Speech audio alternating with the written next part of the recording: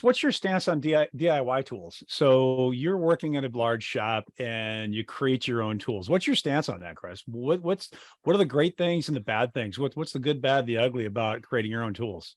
Obviously, from the good side of the house is most of the time the initial cost, right? And when I say the initial cost, I truly mean the initial cost. So Splunk is expensive. Everybody knows that, right?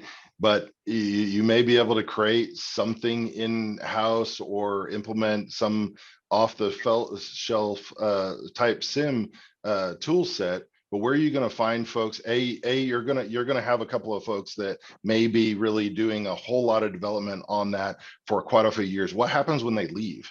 Bringing in another engineer that, hey, they may know your top dogs, your Splunk or what have you out there, but do they know this ingrown tool set? How do they run queries on it? How do they actually build reporting and alerting and stuff on it and stuff? They're learning the wheel from scratch on it in a solution that was built from in-house, that you can't go out and do any additional research on, you can't do training on and whatnot. And so that adds to your ongoing management cost of that solution, that upfront people may not really see as really beneficial.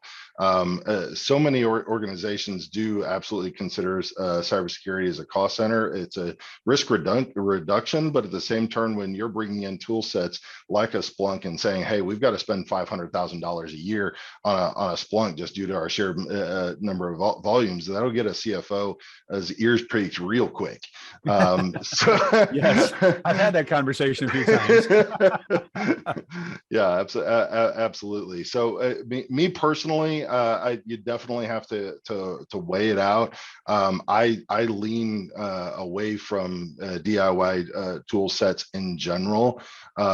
Some open source tool sets, and some of them are actually pretty good out there, especially in the cybersecurity realm. But at the same turn, if they are lower cost, they are not necessarily always the most intuitive either, as Joe kind of pointed out, right?